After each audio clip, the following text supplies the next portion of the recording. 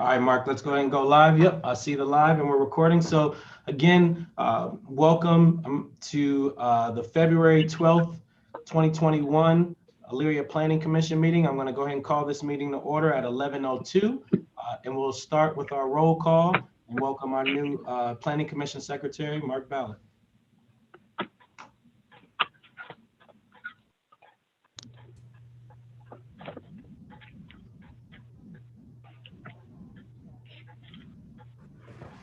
Mark, you gotta do the roll call. Oh, I'm sorry. Sorry. Tom Aiden. Here. Sam Battle. Barry Hubbard. Here. Chad Snyder. Here. Dawn Calvert. Here. Mayor Whitfield. Here. Derek Tedrow. Derek is excused. He sent an email saying he wouldn't be able to make it to today's meeting. So we have one excused and one absent, but we do have a quorum. And if Mr. Battle does join, Mr. Battle, if you could just note if he does join so we're aware if he does. We'll also let all the organizations be notified prior to seeing or hearing your case if you would like to proceed without a full board or not. So that'll be something we'll present before each item. Our minutes will be approved at the next meeting, at the March meeting, so we don't have any minutes to approve.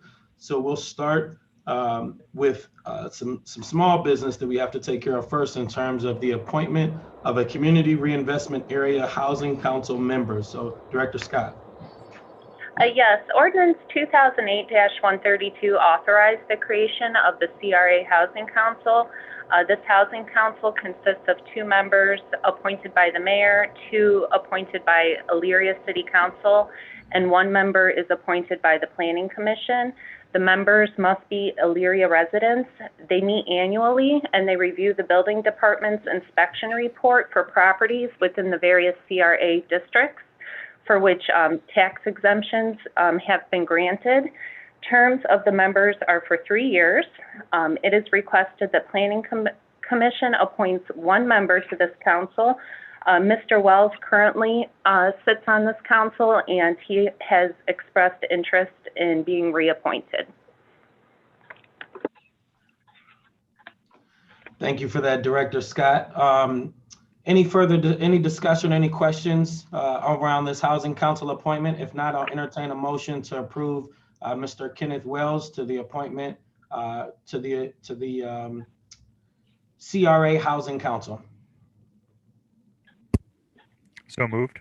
I have a motion by Mr. Hubbard. Is there a second? Second. Second by Mr. Snyder. Any further discussion? Hearing none. All those in favor, please say aye. Aye. All those opposed, nay. And were there any abstentions? Great.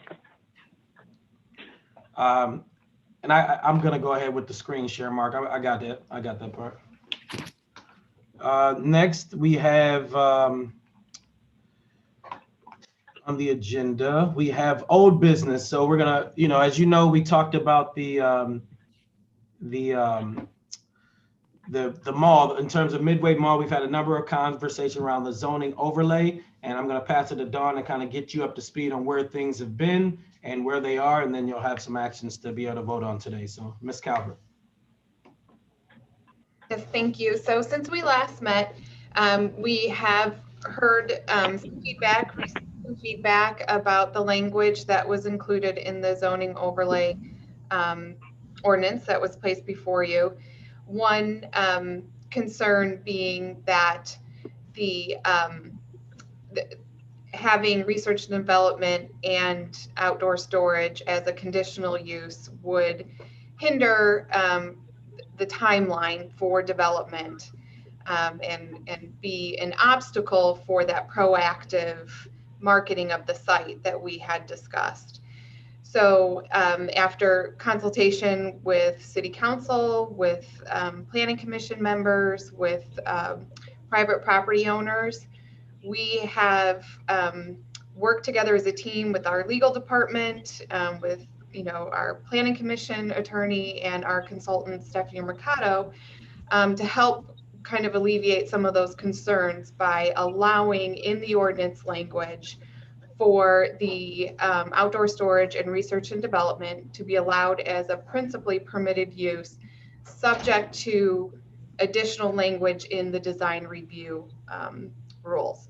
So the design review rules have been amended to address the outdoor storage concern, so that would allow for the screening, the appropriate screening for any outdoor storage in the overlay district.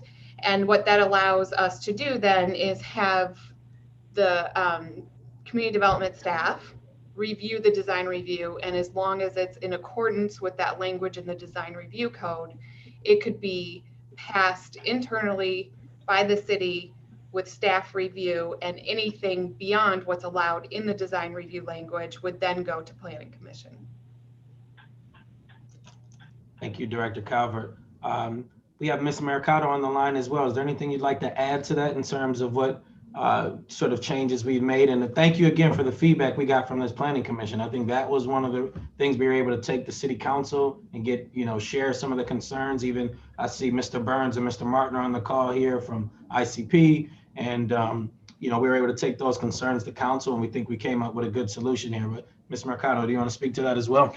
Yeah, I would agree. I think by kind of balancing both some of the city's interests and also getting feedback from private property owners, come up with a solution that helps to market the site, but also still give the city control from a design review standpoint on specifically around aesthetic issues that would be of concern, holistically looking at the site.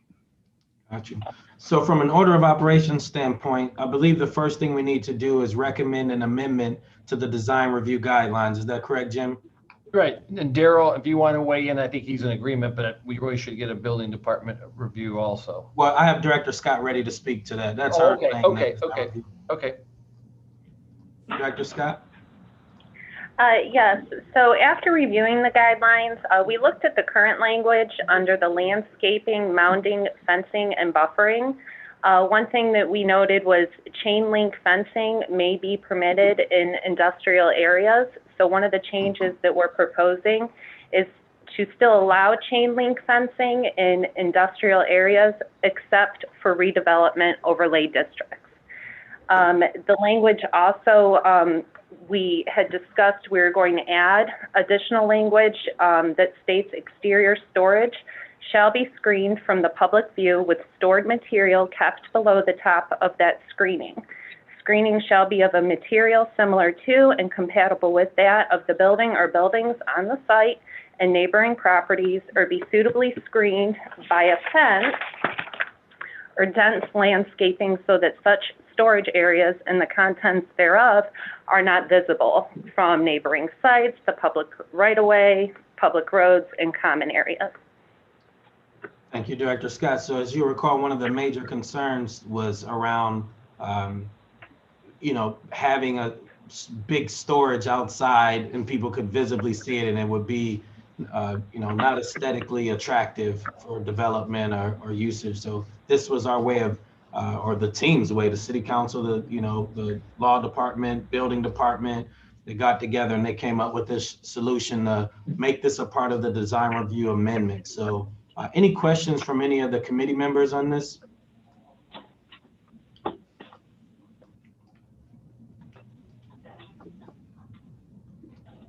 If not, I would entertain a motion to accept the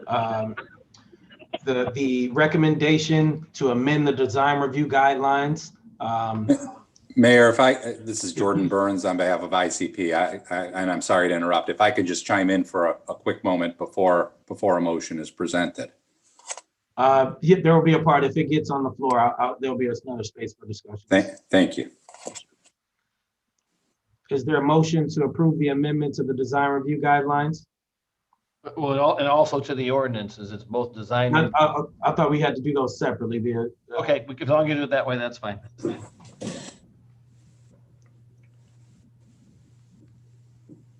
Go ahead, Mr. Schneider. You're muted. Now, this is just an amendment to the design review guidelines for the overlay district, correct? This isn't across. You are correct. That this is to make an exception for the overlay district and then this sort of proposed language here. So moved. Is there a second? Second. Second by Mr. Aiden. Any further discussion? Mr. Burns?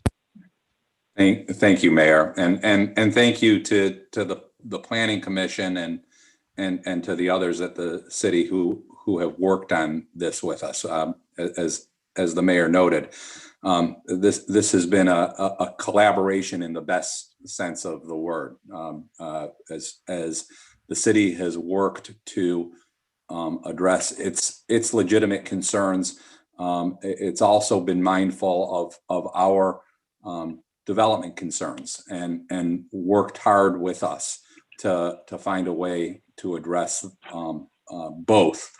And we really do appreciate that. It is, I can tell you, working with other cities, it doesn't always work that way. So the difference is worthy of note.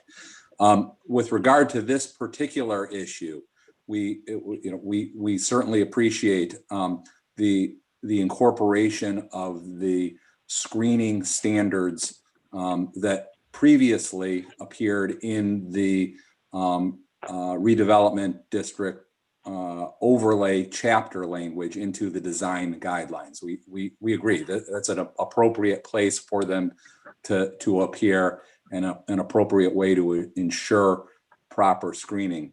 I will say we were just alerted to the language regarding the restriction with respect to chain link fences, and we understand why that language appears. Certainly, bare chain link fences are the sort of thing that we would understand the city as a blanket matter prohibiting. However, especially because of the nature of the screening that's possible in an RDOD district, we do think that while a blanket prohibition on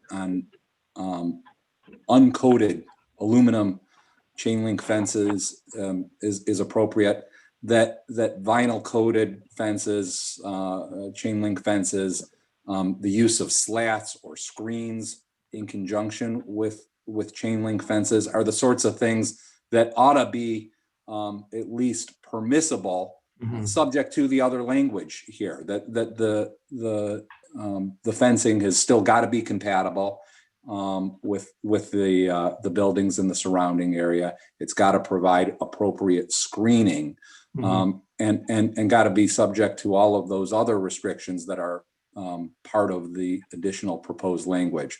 We do have a concern that a blanket prohibition on vinyl coated chain link fence with that kind of screening is maybe a little too broad here. For instance, we can imagine fencing with a combination of masonry and at the top chain link with slats. As a mix of materials here that would be appropriate and compatible and an attractive way to deal with screening. The language as proposed would prohibit that without exception, and that gives us some concern. Thank you, Mr. Burns. Thank you for that feedback. I'll speak on behalf of the city. As you alluded to earlier, the team has really worked collaboratively across the building department, law department, and really have come up with what the city feels comfortable with. And keep in mind, there's also a process. If someone wanted to do a chain link fence, there's always the process to be able to bring that before the planning commission and they go through. But just in terms of having what doors we felt were open, we feel like this is reasonable, it's fair, it's meaningful for the city on our standpoint. Mr. Martin, would you like to chime in at all? Sure. Hi again, everyone. Thank you, Mayor. I think just to add on to Jordan's commentary, I mean, there's plenty of best-in-class retailers and other folks that could be a long-term solution for the mall that have a nice kind of vinyl coated chain link fence that is incorporated into, outdoor storage areas for, maybe it's, yard equipment. Think of a, Target, Lowe's, Home Depot. I mean, all these operators, are customarily using that type of screening. I don't think we're suggesting that conceals what's behind it. I think it would still need to be used in conjunction with some kind of screening element, a fence wrap or slats or something along that line. But as Jordan mentioned, just we were a little bit concerned about that being an outright prohibition in the RDOD language. Yeah. And Mayor, you allude to the fact that there is a process. Is that just a variance that would be thought? Jim, you want to speak to that? I don't think that this group has probably denied 2% variances since I've been on, so 98% passage rate on variances, but go ahead, Jim. It's, I love 98, but it's pretty high. We look at each instance, and that way we can protect the citizenry from something unusual. I understand your comment. I don't speak and vote, but I understand your Lowe's comment or something like that. Obviously, that would probably be, my opinion, a good grounds for the variance. But the reason I think everybody met, including the law department, I'm the administrative legal counsel, was to basically create something aesthetically pleasing. And as unique issues come up, like, again, I use Lowe's as the example, they're already there.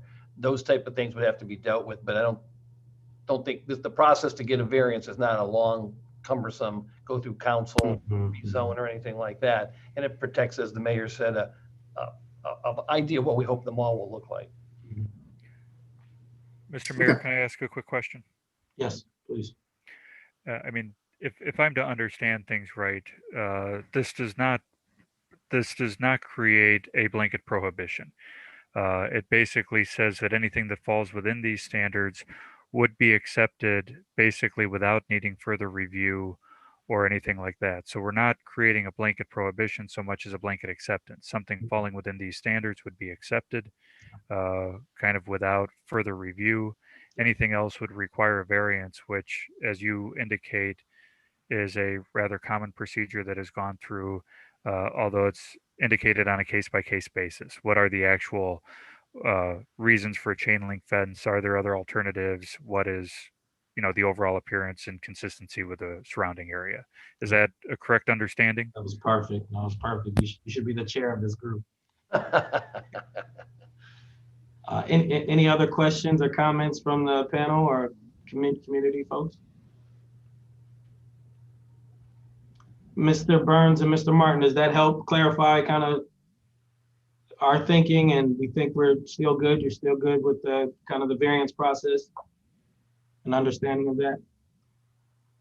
Yeah, I think we appreciate the explanation and understand the variance process as well. And awesome. We know that the city wants what we want, kind of the best in class available for the particular use, and that's like I say, that's our goal too. That's awesome. Awesome. Thank you. Yeah, agreed. I would just add, I mean, aesthetically, we don't want to do something that's gonna, downgrade the rest of the project. So, No.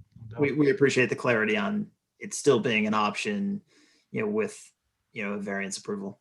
Yeah, thank you. Thank you. I will say, I'm not even gonna add that. I was just gonna say, special meetings can always be called as well. I don't know if I should have said that because then that puts a new expectation out there, but special meetings can always be called if there's a time thing that we need to vote on a variance sooner rather than later. But all right, that's my last piece of discussion. Any other pieces of discussion? All right, somebody want to call for the question? I'll just go ahead and move forward. Hearing no further discussion, it's been motioned and properly seconded. All those in favor, please say aye. Aye. Aye. All those opposed, nay. And were there any abstentions? All right, motion passes unanimously, and I saw Mr. Battle has joined us as well. How you doing, Mr. Battle? Good to see you. Thank you. Good to be seen. And next on the agenda, we're going to go to the actual ordinance of the redevelopment overlay district. So between now and the last meeting, Ms. Mercado, were there any changes that were made to the language on the redevelopment overlay? I'm assuming now it probably refers to the design review guidelines, but I'll pull that up as well. Yes, the changes that were made and that are presented were specifically around removing our R&D and outdoor storage as requiring a conditional use permit. Gotcha. Gotcha. So outside of those changes, were there any other changes? And do you want to kind of give another high level view, just kind of for folks who may be watching this, tuning in for the first time in the conversation, kind of what this overlay district is? A quick kind of commercial on that. Yeah, sure. The overlay district allows the city to overlay one type of zoning on top of an existing base zone that would give the city flexibility to come to zoning solutions that in its current code there isn't a type of district that would accommodate the specific type of uses on the property. So really looking at properties that need to be developed or redeveloped, but the redevelopment plans focus on a mixed use purpose where permitted uses are in two separate zoning districts. So it allows us to use both of them. From a city's perspective, this is, we're talking about this with regards to Midway Mall, but it gives the city flexibility to use this tool in other parts of the city where it might be having similar zoning issues, and to use this as a tool to help redevelopment. The goal of it is to give both meet the city's needs and the property owners' needs, that there is a zoning solution in place so that they can actively market properties to attract the highest and best end use tenants to the site. So once again, the main change that you will see in this language is removing research and development outdoor storage as uses that would require a conditional use permit to being an accepted in a permitted use. However, design review would govern the aesthetics of what the site plan would look like. Thank you, Ms. Mercado. Any questions for Stephanie or the team here? Again, thank y'all for putting in the work to kind of redo this ordinance, and we're gonna be, if it passes this, it'll actually go to community development on Monday or Tuesday, and then go to community development on Tuesday, as well as city council on Tuesday. So it's exciting. We're excited about what this could mean in terms of marketing Midway Mall to the broader business community, and letting them know that Midway's ready for a new life. And but any questions from the committee? Now this is a public hearing, so I believe there was some proponents that wanted to. I have to do the opponent thing. So are there any proponents? Any proponents? Any proponents? Any proponents? Any opponents? Are there any opponents? Any opponents? All right, hearing none, I'll entertain a motion to approve the proposed modifications to the establishment of a redevelopment overlay. Actually, this is just the ordinance language on this one. So to approve the overlay language, and then after this, we'll vote on the specific parcels of Midway. So this is just for the language part to recommend the council. So is there a motion to approve that? So moved. Moved by Ms. Calvert. Is there a second? Second. Second by Mr. Snyder. Any further discussion? If the commission members could unmute, and I'll go ahead and go for the vote. All those in favor, please say aye. Aye. Aye. All those opposed, all those opposed, nay. And were there any abstentions? All right, motion carries. The next on the agenda is specifically to apply that redevelopment overlay district to the parcels listed here. I'll go ahead and read them off. Sorry, bear with me here. 0624031107-036, 062403000123, 0624031107-033, 0624031107-035, 062403000111, 0624031107-042, 06240300000135, 0624031107-037, and parcel 0624031107-023 that would layer a light industrial district over the existing general business district. Whew, can I have a motion to approve that? So moved. Moved by Ms. Calvert. Is there a second? Second. Second by Mr. Battle. Any further discussion? Just a quick question. I'm assuming these are the same parcels that basically encompass the Midway Mall proper that we talked about before. We've added nothing, Barry. No, Okay. no new parcels have been added or taken away. All right. Thank you for that. So it's any other questions? All right, hearing none, I'll ask you to unmute yourself and we'll go for the vote. All those in favor, please say aye. Aye. Aye. All those opposed, nay. And were there any abstentions? All right, motion carries unanimously. Thank y'all. So the next piece, we have our first public hearing. We only have one public hearing today. And it's for, help me pronounce this, Ms. Rogers, Chiora Distribution LLC. And they're requesting a rezone of multiple parcels located at 446 West 11th Street, Elyria, Ohio, 44035, from residential to household to business general district. Ms. Rogers, are you comfortable moving forward without a full board today? We have everyone except one today. That's fine. Okay, thank you. Staff report, Mr. Farkas.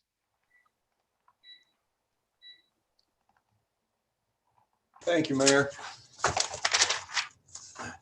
The proponent is requesting that multiple parcels, there are 41, be rezoned from a residential to household district to a business general district in efforts to establish a multi-tenant business space within the existing building. Note, address 446 11th Street is parcel number 0626016102-014 and is included with the request. Please refer to the proponent's map for further parcels of interest. Findings. The parcels listed in the proponent's requests are currently zoned residential to household district, the requirements of which can be located in Chapter 1148 of the Elyria Codified Ordinance. It is a purpose of a residential to household district to establish and maintain high quality areas within the city of two household dwellings with a high population density to preserve the existing residential neighborhoods characterized by both single and two household residences. The principally permitted uses are as follows: educational institutions, group homes as regulated in section 113710, non-commercial recreation, religious places of worship, single household detached dwelling units, and two household dwellings. The permitted accessory uses are as follows: any use customary and incidental to the permitted use, home occupations as regulated in section 113711, and signs as regulated in section 1174. BG, the requirements of the business general district can be found in the Elyria Codified Ordinance, Chapter 1160. It is the purpose of the business general district to provide a wide variety of needs for both convenience and a more common and often reoccurring shopping goods and household services. The principally permitted uses include allied health facilities, automotive sales, childcare facilities, clubs, commercial recreation, commercial schools, convenience businesses, dental medical clinics, drive-in facilities, educational institutions, fast food restaurants, financial institutions, government buildings, health unit offices, hospitals, hotels, kennels, neighborhood retail business, non-commercial recreation, nursing homes, off-premise signs, public parking, personal services, printing, publishing, religious places of worship, research and development labs, residential, except dwellings of 3 households or less, restaurant, retail, shopping, taverns, veterinary and hospital, wholesale business, and any other use determined by the building inspector to fit within the permitted uses. Notes. As many of these parcels lack an address, are included in the overall request, a lot consolidation or replat is needed as to assure one new parcel address is properly assigned.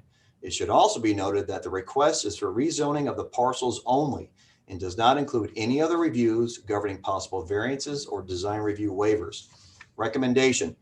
The above information listed is for the board's use and consideration, as the board must weigh the requirements currently established in this pre-existing residential district in regards to the limited uses permitted, as a zoning change, if approved, would allow any permitted use listed in the business general district in the future. Thank you.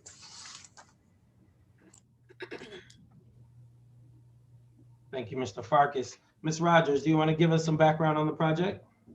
Yeah, so we've been working, as you know, across 2 administrations, and we're kind of excited that this is finally moving on. So what we're doing with this property is taking, as you know, the former Franklin School was a pretty large project. So we already have established businesses in the city, and we're looking for additional space. So it made sense to keep everything within the city of Elyria and grow here. So we have 3 sort of projects working in unison in this property. One wing of the building will hold our current linen fulfillment area. So we sell things online. We do linen and decor, rentals for events, things like that all over Cleveland. So one entire area of that will be to prep and kind of fulfill those orders.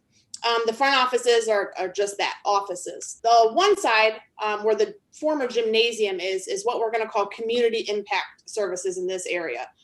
So in our design and redevelopment of the property, this area will have things such like we're working with a place that's going to do wrestling lessons for children. We've been working with the Ambassador Brothers in the area to do some summer services for youth. So our main thing in this is, of course, we want to create jobs and develop this area, but we also didn't want to take away things that were already in this important part. One thing when we noticed when we first came in, you had children using the playground, you had families, and that's something we didn't want to take away. So we wanted to find a way to kind of bridge the gap between those 2. So that one area will be all community services, kind of helping the area, youth services, things like that. The other side is what we're calling a business incubator. So in here, each individual suite will be leased to area businesses.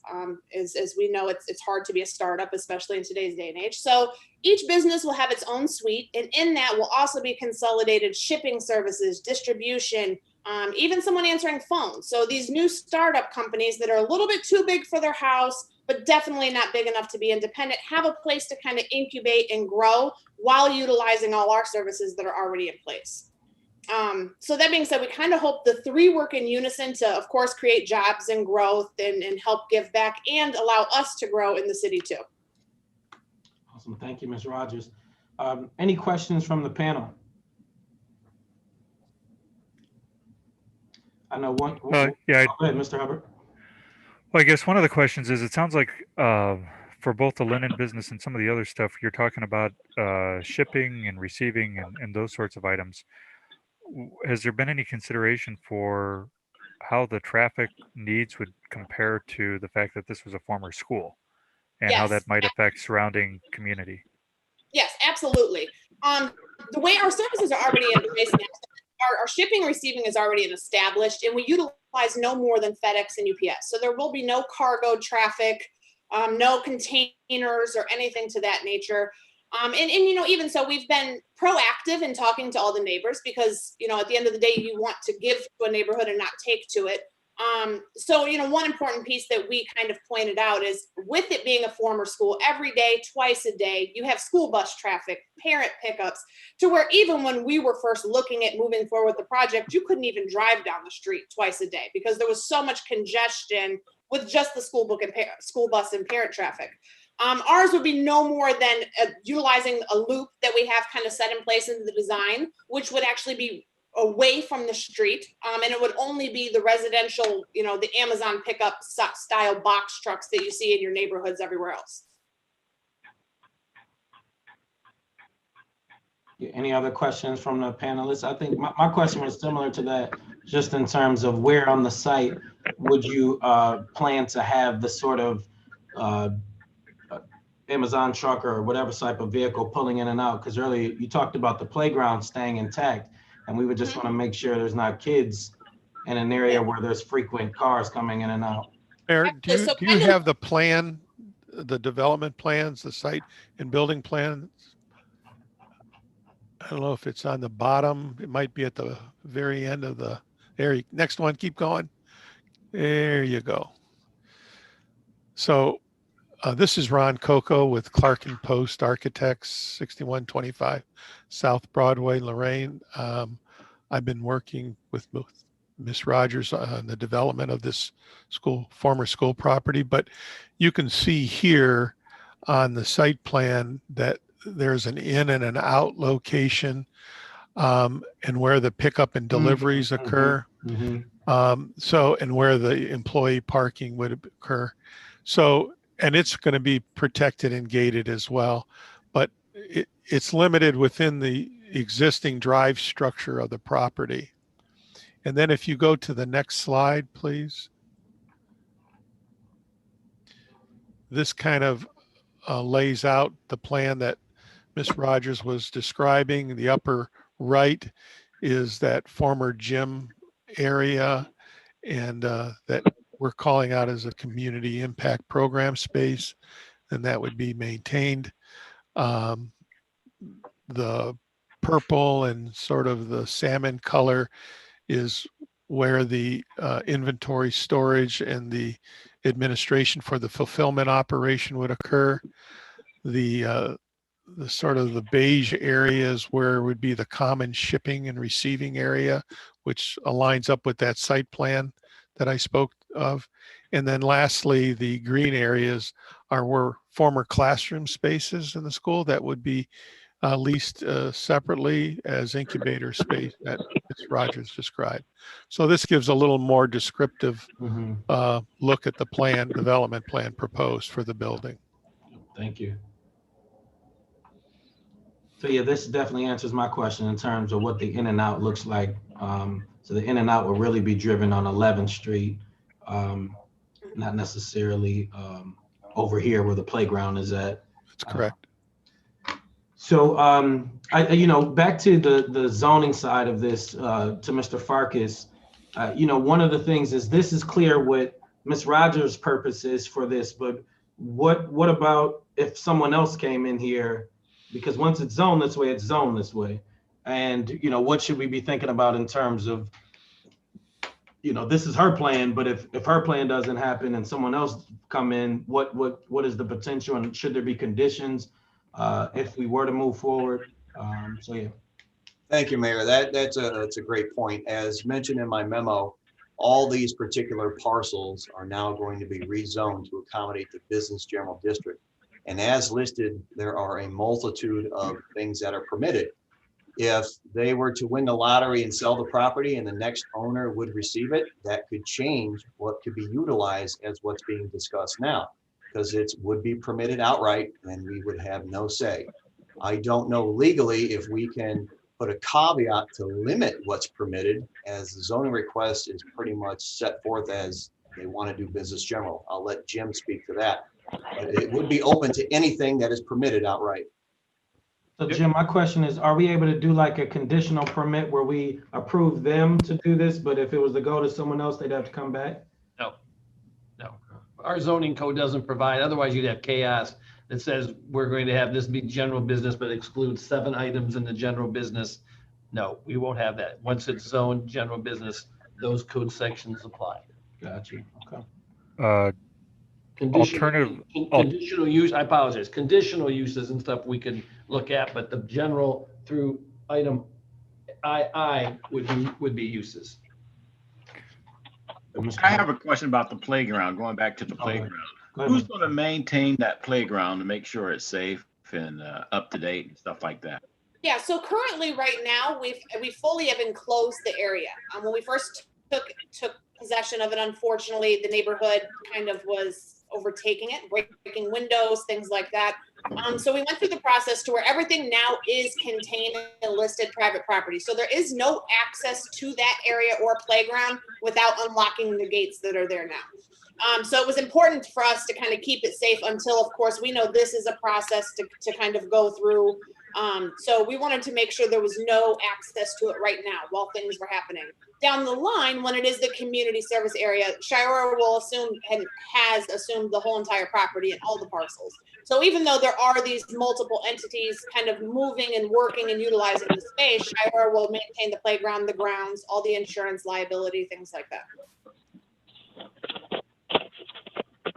Thank you. Mr. Battle, did you have any follow-up, or do you want to go to Mr. Hubbard now? No, that's it for now. Okay. Thank you. Mr. Hubbard? Well, my question goes back to I guess your original discussion with Jim. Would a conditional use without rezoning be a possible solution here? And would that be more appropriate, given the fact that this is basically a former school within a residential space? I think it makes sense that something's going to have to be done here. It's probably not going to be residential, but I don't know that the full business general gamut of things that could be done makes sense basically as a pocket zone within a residential space. That's a concern that I have. And I feel the same way. Okay. I do too, not for this specific use, but just for the general of the neighborhood, because you're surrounded with residential and you do have this island that doesn't match in with the rest of it. That's also my biggest concern. So if we could try to figure out a solution or just discuss this a little further with this unique use. Mayor, if I may, the current residential use, as mentioned in the report, really limits any kind of commercial activity. It sort of frowns on it because it's in the heart of a residential district. That's when schools were originally intended to be in the heart of the community and everyone would gravitate to it for different functions. The proposed business general use would change that animal. It would allow a multitude of things to come in. And the board's concern is, can we assign a conditional use to this? Unfortunately, no. The residential current zoning doesn't permit any type of conditional use for what they want to use it for. The conditional uses for residential truly limit what is permitted. And again, it's to protect the surrounding areas. And I think that would be a voice of concern is, for example, I had someone call me and say, well, what can they put there? And I mentioned, I said, yes, dog kennels are permitted. You could have a dog kennel here and we could not say no. Mr. Mayor, I'd like to say something also. Please, Mr. Aiden. So can we do so we might have more schools that this comes up with, in the future. I don't know if there's any more buildings that haven't been spoken for, maybe like McKinley. I don't know if that has, but can we do an overlay for this kind of situation? Because I feel the same way as everybody else. This sounds really nice, but, and I'm not hoping that they are not successful, but if they aren't successful, or if they, as somebody else said, if they win the lottery and decide to move to a different location, I feel really concerned about the neighborhood and especially all the neighbors of what could go in. If I could speak by chance, we also have went through this process with a former school. As many of you know, we also own the other school on Lake Avenue and went through this entire process. That also is in the middle of a neighborhood. Granted, it is on a little busier street. So we know this is a different animal. As the property owner's perspective, while of course we'll entertain any ideas, it's important to us to go to the general business just because we do have multiple uses going on in this building. No one goes in business with the hope of failing. Obviously, no one's going to invest this amount of money into a building in hopes of it failing. But also as an investment from the business owner, we would frown upon it being a conditional use to where should something happen, we are limited from selling to another owner or return on our investment that we're putting into this neighborhood. Obviously, once we go in and put firewalls and completely change how this building looks, we wouldn't be able to then sell it 20 years down the line as a school because we've completely repurposed and changed this building. which severely would damage the value of the building as a business in general. Oh, thank you for that, Ms. Rogers. Yeah, I definitely, I hear what you're saying. I hope you hear the concern that folks have in terms of if it was to transfer hands down the road without having any sort of conditions on it, they could literally have an entirely different vision for this space, and we would have no way to stop that. It would have to just happen because of a decision made today. In the future, they would be able to do whatever they want that's on that list. So though you might have a different vision that sounds like there's a, from my standpoint, supportive of, that doesn't mean the next person coming in would have the same. So just looking for ways to protect the city and protect the neighborhood. I'm not sure if you want to respond specifically to that. It's, of course, we understand, that's in everything in our initial discussions, our main objective is to stay and grow in Elyria and be something to give back to Elyria, as opposed to just kind of sucking the blood out of a neighborhood per se. But you also have to look to the other side of things too. It is a business at the end of the day. It is a business. It does fall under the general business. Down the line, you never know what may happen. You would hope that, I guess that there's a in this whole entire project, as I've told you before, it's been a leap of faith through this whole thing. So I guess there's a portion of that there to where it also lies on us to not give it or sell it or do things to another company that would damage something that we've built. This is a long road. This is a long-term investment in this neighborhood. And I mean, there has to be a certain level of faith as well that, putting all that in there and then leveling all of your work and turning it into a dog kennel, for the sake of argument, wouldn't quite make sense.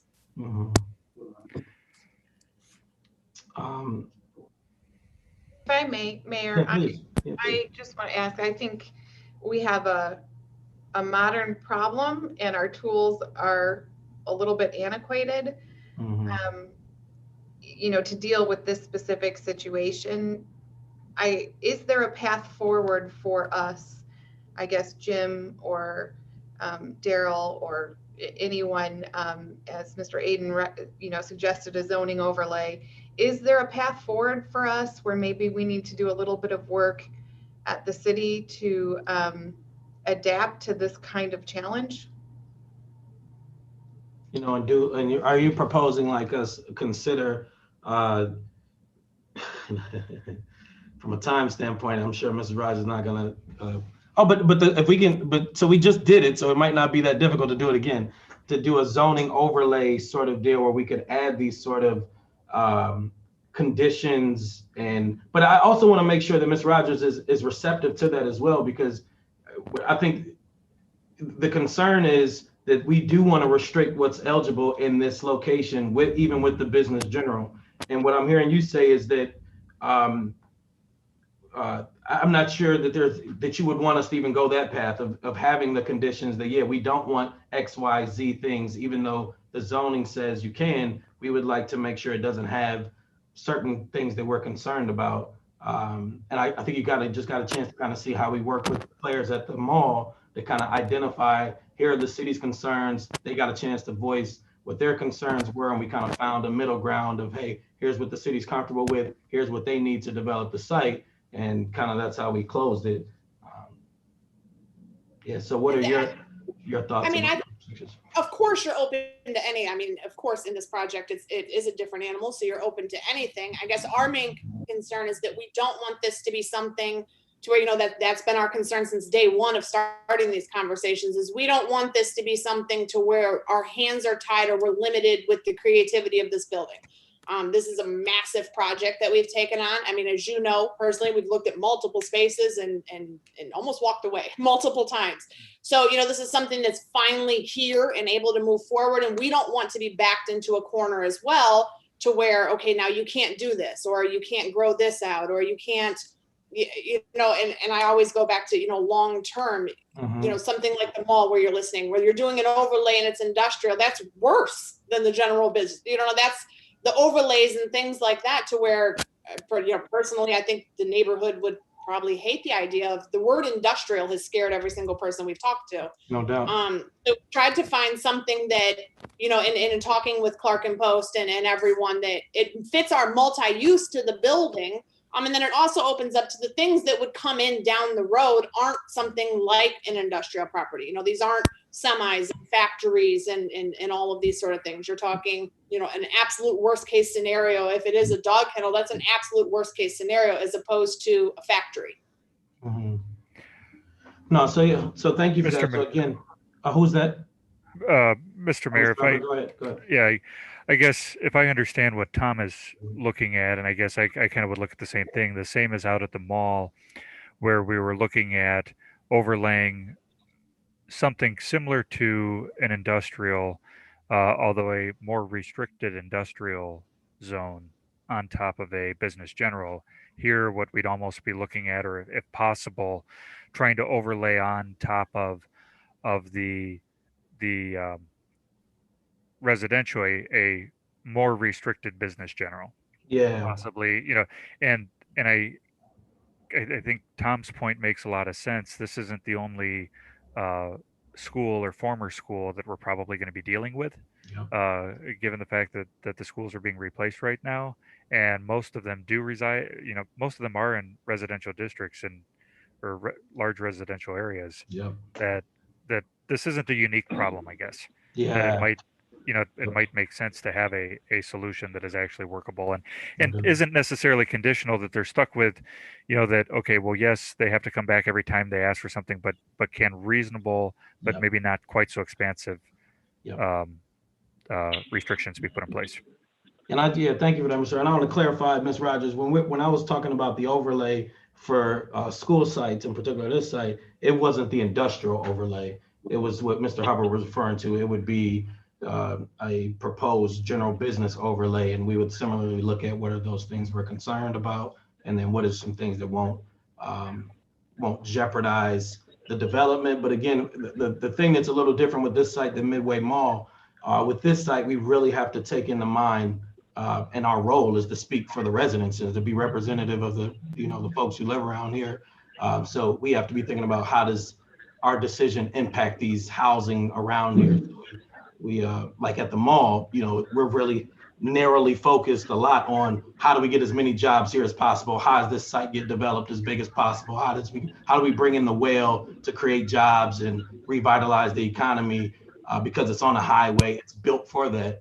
This is in a neighborhood in the middle. So we have a different lens. We have to look at this from where it can't just be jobs and development. It has to be, you know, the folks who this is their backyard, you know, and list the homes that this is their backyard. But so I guess my question would be, in an overlay, when you talk about overlaying the residential with the general business overlay, what exactly would the difference be, or the restrictions in comparison to just zoning it? That, you know, an overlay, you know, what would the difference be in that and zoning it a general business if it's still going to have the same overlay as a rezoning? Yeah, so what the overlay would do we would go through the business general. So you've already heard some of the concerns voiced on the call today around what this opens the door for up in terms of being business general. So we would literally go through what this zoning allows and look at, all right, what makes sense for this sort of area? What makes sense for schools? What makes sense to allow in an overlay inside of a neighborhood? And the kennels may be one where we say, hey, this is one restriction we don't think is appropriate to have in the overlay. We don't think that having a dog kennel in a neighborhood is a good use. And then we go through other areas and say, hey, this, I don't know, I'm sure it will be a process that you would be involved in, others would be involved in, where we would identify what are the automotive sales. You know, I'm coming up with stuff on the fly. I don't like to do that, but it would be a process where we, like we did with the mall, where we identify what are the concerns of the planning board, what are the concerns of the community, and then hearing your concerns as well, kind of like you just heard with the mall folks. They're like, hey, we really would like outdoor stores. That was a big thing for us. If we didn't want big piles of rocks being in the Midway parking lot as you're riding down the highway, we didn't want that. We didn't think that was good for the city. So that was one of the things that we had to negotiate back and forth with. All right, what if it's covered? And you heard the discussion today. Well, what can we cover it with a chain link fence? And so it's kind of this iterative process where we designed it, co-designed it collaboratively, and then found that happy medium between the protection of the city and then the development of the site. So it'll be a similar process with this, where we would, really look at, what this BG entails and figure out what is the concerns of the residents and the community, make sure that we put restrictions on that, and then make sure to hear from you in terms of here are doors I need to keep open to do this, and here's some avenues I need to be open, and negotiate to have those in there as well. Mr. Mayor, if I could, Yeah. to Mr. Farkas, on the existing residential zoning, is there conditional use language in that zoning? I believe there is. Yes, Ron. I'll read it. It's section 1148.04. Conditionally permitted uses are as follows: bed and breakfast establishments, planned unit developments, residential planned unit developments, childcare facilities, provided they meet a minimum 30,000 square feet, and other parking requirements, cluster home developments, and permanent supportive housing. So again, you can see how this generally still a residential type atmosphere, nothing of the realm of any kind of business related activity. Doesn't planned unit development allow for commercial? Residential plan unit development is similar to, I'll use the Bender and Chestnut Ridge. That's an RPUD. They are doing a tight knit community in lieu of buffers between houses that are typically 16 feet apart. They're allowed to put them a little bit closer, allowed to get a little more bang for their buck and put more houses in there. That's the intent of a PUD. Is there anything that could be amended to the conditional use under RTH that would allow permitted conditional uses through planning commission? Mr. Taylor, I would agree. Those conditional uses are part of the statute, so that would require council to change the ordinances. Well, we're talking about that with the overlay too. Right, that would require council also. We couldn't do that. It's not been brought. No, I understand, but right. You're right. And I guess my thinking is, by doing it that way, that would restrict that conditional use to just the intended planned development. Just another thought. I'm sorry, Jim, or Ron, you say restricted to a residential plan unit development? No, I'm just saying to the proposed development, have the conditional use restricted to that use. If what I'm following is you want to restrict it and add it as a conditional use under. Well, it would be a conditional use that's applied to this property for this specific use. That's right, to the RTH district and not correct rezoning. Yeah, like Jim said, I think that's a reset, and that has to be run through council. Well, we're talking resets on both ends, so. Right. Somewhat, because the clock has started on this. So it might be it's a different timeline with this because the request is in. So if between now and the 60 days, we're able to establish the overlay district and approve the overlay district, it's a different timeline than if you go through an ordinance process of getting them to amend the ordinance to add this into the permitted conditional uses and then apply it to this location. It's just two different timelines. I'm not sure what's going to be faster, but it's just two. I guess I'm looking for a way to keep it as restrictive as possible for the proposed use. Mm-hmm. Mr. Schneider, you look like you want to say something. I like their project. It's nothing against their project. It's just what the future holds for this parcel because it's island. And I don't know if we as a board can go much further with this because I think we're all on the same page that the future use is what we're concerned about. So I don't know where we're headed with this as a board with, I think we're all at the same point with the discussion on this. No, so yeah, I'll keep it. Is there any further discussion? If not, I'm going to open the floor for proponents and opponents, and then we'll go to a vote, and then we can talk about next steps, potential next steps. So are there any proponents? Any proponents? Any proponents? Any proponents? Are there any opponents? Any opponents? Any opponents? Are there any opponents? All right, with that being said, I'll entertain a motion. Let me pull up the agenda again, sorry. Mayor, when you do make that motion, whoever makes that motion, irregardless of whether it passes or fails, it has to contain, I believe, the requirement that there be a lot consolidation. Otherwise, you're going to have 41 individually rezoned properties. All right, so I'll entertain a motion to approve the request of a rezone of multiple parcels, 41 parcels, located at 446 West 11th Street, Elyria, Ohio, from residential 2 household to business general district, conditioned on a consolidated lot. Is there a motion?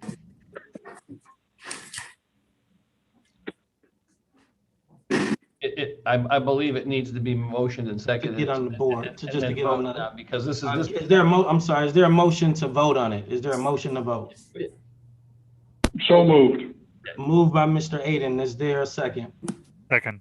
Second by Mr. Hubbard. Any further discussion? Question. Yes, please. Do we require a vote? Could we table it till we could come up with, we could take some time to look at that zoning overlay or any other tool we could use to help accommodate their project while maintaining the city's best interest? Ms. Rogers, would you be interested in that, us tabling this and looking for some alternatives? Or would you like to proceed with the vote today? Yep, same shit today. We could look, like as I said, we're open to looking at alternatives, but we also aren't open to, restrictions that are going to hinder us long term. Okay, so would you like us to move forward with the vote today or to table it for further discussion? What do you think, Ron? Table it. Okay. So we're going to table it. Okay. All right, so this. And Mr. Mayor? Yeah, yes, Mr. Hayden. I have a question. Yes. How much longer do we have to have a confirmed vote on this?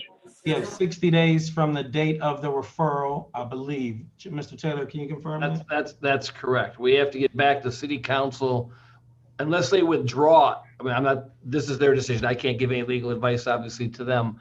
If they table it, we have a 60-day window from when it's been put on by council to us to come back with their response. So. And do you have that date though? I don't have it. I'd have to go back and see. Mark, do you have what day this was filed? I'll have Mark get that date and hopefully. January 13th. Was when it was filed. Okay. Okay. So we'd have to have it resolved before March 13th, correct? Or close to that? Right, which would require us to get back, our recommendation is back to council, and the community development, I understand this is also on the community development agenda. Now they don't, they can vote, or they can say, we're gonna wait till they hear from us, obviously, which is what usually happens. Right. So it's gonna be, your timeline's gonna be pretty difficult. Yeah, I think that we should vote on it today so it doesn't automatically get approved. Do we get an extension because of the planning commission meeting being delayed? No. And again, just everyone understands, if we vote, if the planning commission votes yay or nay, we're a part of the response to council. Council can then override us if they so desire, if that's their decision. We make our recommendation to council, community development, then council takes it on, and they don't have to listen to us, or they can listen to us. I think that being said, that we should probably go ahead and vote. Okay, so it's been put back on the table. So it's been motioned and properly seconded already. Any further discussion?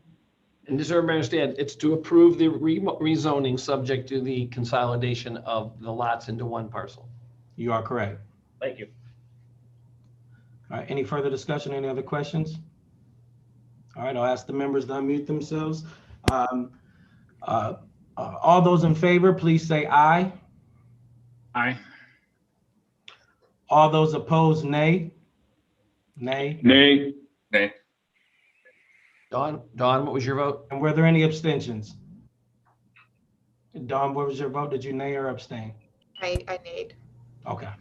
So we have one yay and 1, 2, 3, 4, 5 nays. So it does not pass. And then again, we can start the process. This doesn't stop us from still, if you're interested, Ms. Rogers, in continuing the conversation around other options to proceed. But this does give the Community Development Committee at City Council the decision of this Planning Commission. All right, next will be, and thank y'all for that discussion too. Thank y'all for that. That was lively discussion. Thank y'all for all the input.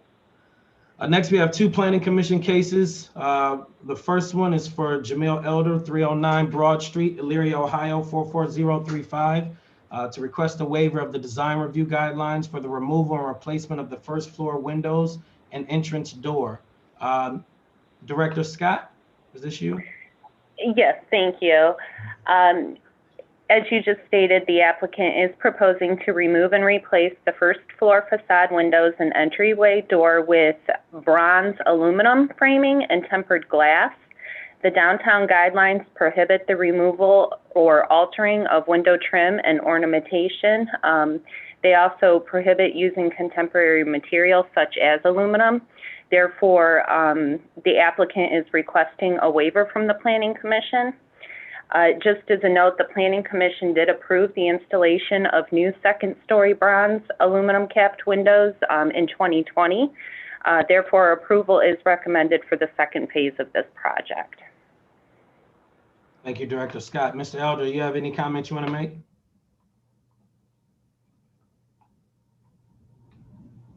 Jamil, you're muted if you're talking right now.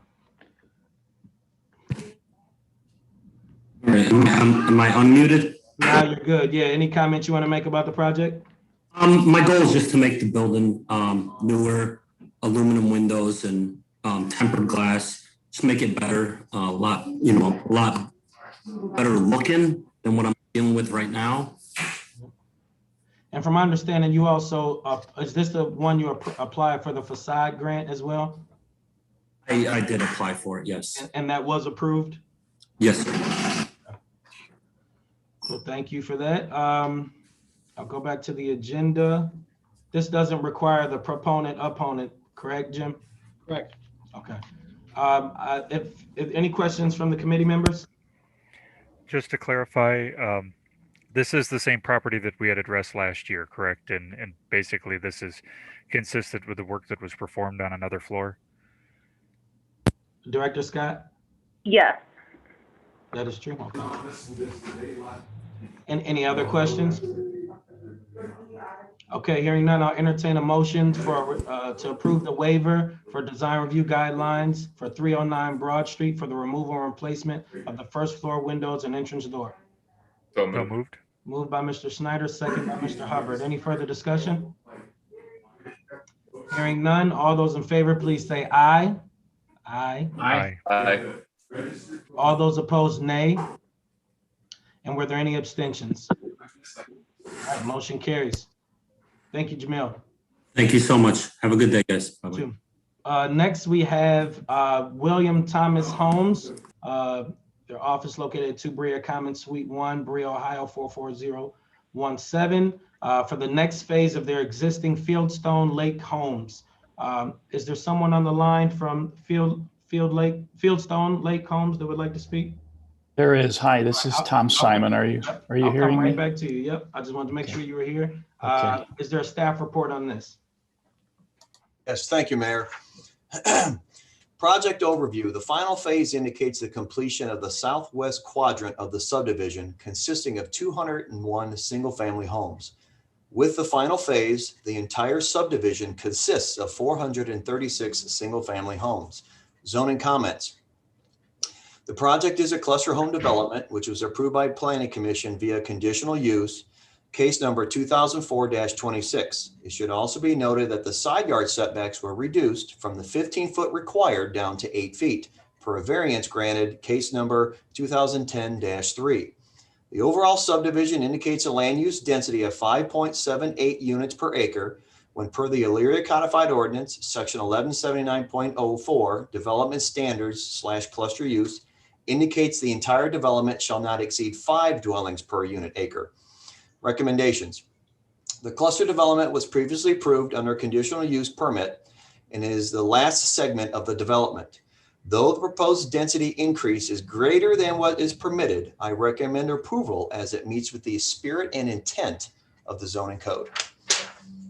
Thank you. So now someone from Fieldstone Lake subdivision, if you could speak to this, and I believe this is just the next phase of an existing project, but if you could go ahead and speak to that. Oh, you're muted, Tom. Okay, can you hear me now? Yep. Okay, terrific. Yeah, Mr. Mayor, you're exactly right. This is another phase in an existing planned unit development, Fieldstone Lakes subdivision, which is essentially a number of neighborhoods that are all part of Fieldstone Lakes subdivision. So we've built already in the area to the northeast, the village of Fieldstone Lakes. Across from that, the commons of Fieldstone Lakes. Last year, we put in the first phase of the enclave at Fieldstone Lakes, and our working name for this neighborhood, which came from me, so it'll be shot down by marketing people anytime now, is called Neighborhood South at Fieldstone Lakes. And it is basically what will be the last neighborhood. And what you're seeing is the design for this neighborhood. We're using this neighborhood. We think presents a tremendous opportunity to bring a little bit younger demographic to this community and to the city. This neighborhood is in keeping with the rest of Fieldstone Lakes. It's all low maintenance living. All of the grounds are cared for by professional landscape organizations that are hired by a management company through the HOA. So all of that remains, but this product will be mostly a two-story. So we've built these before. We're building some homes like this now in the Olmsted Township area.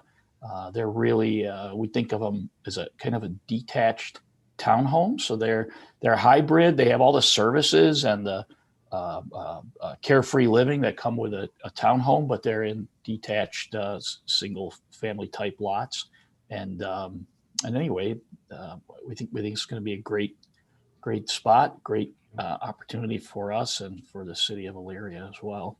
Yeah, thank you, Tom. I know I got a chance to review the material and saw that one of the needs we've heard loud and clear is that young professional who's interested in having a space in Elyria has struggled to find housing. And so we're excited about this being a potential solution. Thank you. We see exactly the same need, and we think this is going to target it very, very well. Any questions, Chad? This is your expertise. This is your space. Is there any questions that from any of the committee members? No, I don't have any questions really. I've seen their product in Olmsted Township and Olmsted Falls or wherever it's at. I've seen that. It's pretty nice and it'll fit well. Now they're not just restricted to two-story, right? If you had someone that wanted to build a ranch, you would allow that. Right. We're still working through all of the details with regard to the product offerings in this neighborhood. There are other parts of Fieldstone Lakes here. Really the other three neighborhoods are detached ranch homes.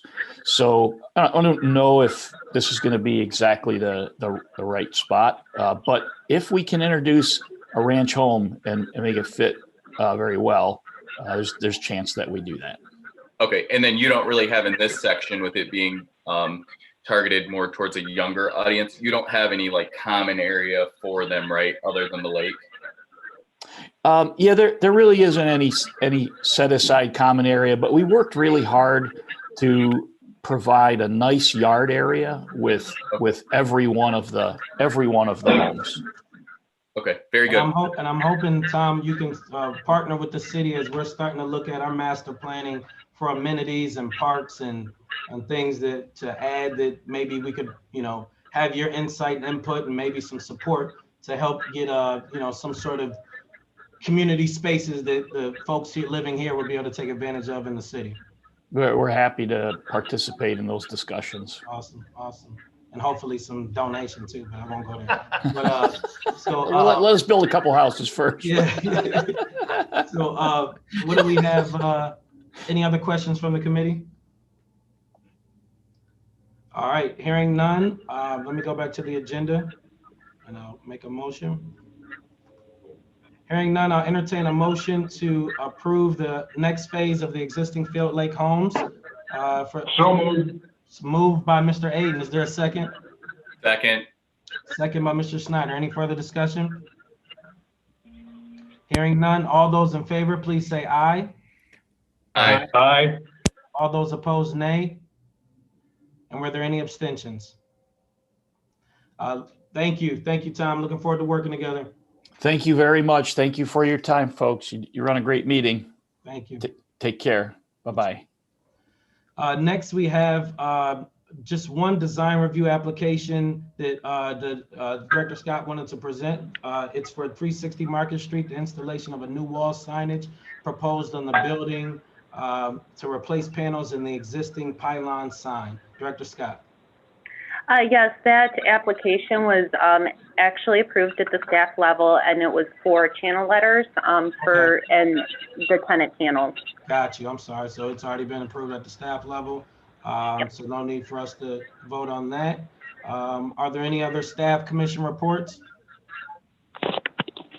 I don't have any. Okay. Hearing none, I'll entertain a motion to adjourn. I have one, Mr. Mayor. Sorry. Yes, Mr. Aiden. So, and I mentioned it to Mary, but I didn't know Mary was not the secretary for planning anymore. But if she said she was going to look up on the date, but Mr. Hanini was at Planning Commission quite some time ago, and he had already put in his vinyl windows, and they were white.